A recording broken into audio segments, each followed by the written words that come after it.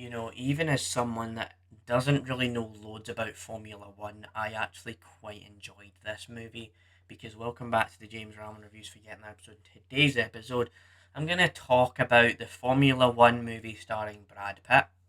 Before I get into how I feel about this movie and what I would give out of 10, I'll obviously give you a bit of context and then I'll get into my spoiler free kind of discussion about how I feel about the movie and stuff like that.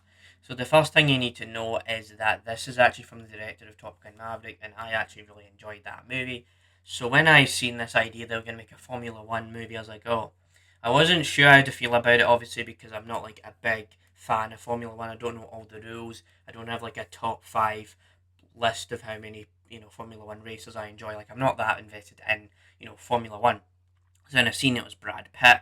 I saw the trailer. I was like, oh, this looks kind of fun, kind of made for that summer blockbuster vibe. So there's all of that, and yeah, that's pretty much my context. Is that it's from the director of Top Gun Maverick.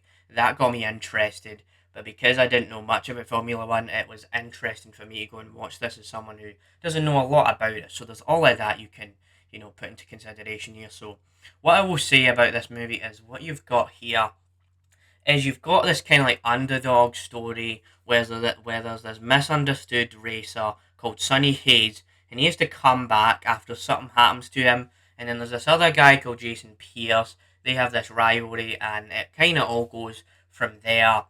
And it turns into this big spectacle where there's a bit of romance, a bit of like comedy, and then tension with all the cars and things.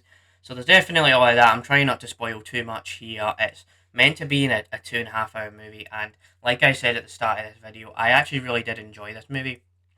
And the first reason why I think this movie works in general is because it's able to, make a really entertaining experience, really good on the big screen as I watched this in super screen with a friend.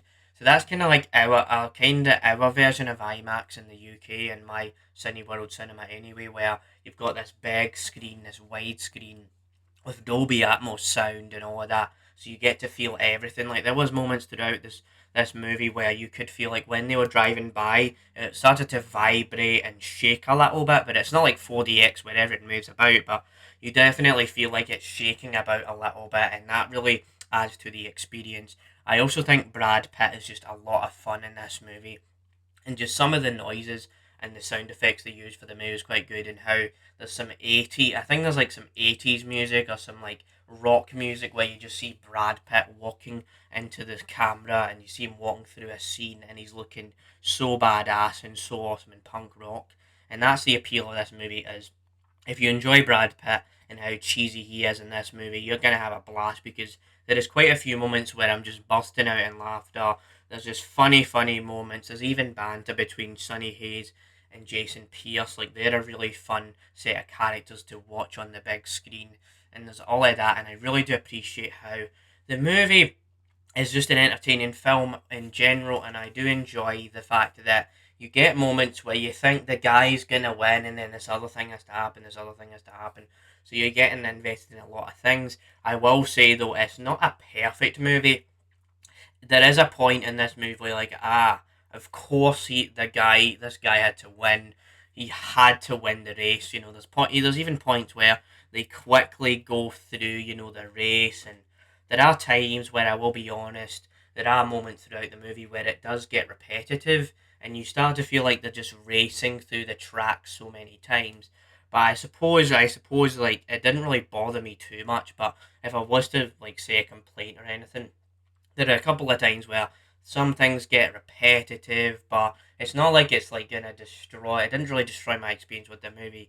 It's just to say that this movie is not a masterpiece, but I can understand why people enjoy the movie.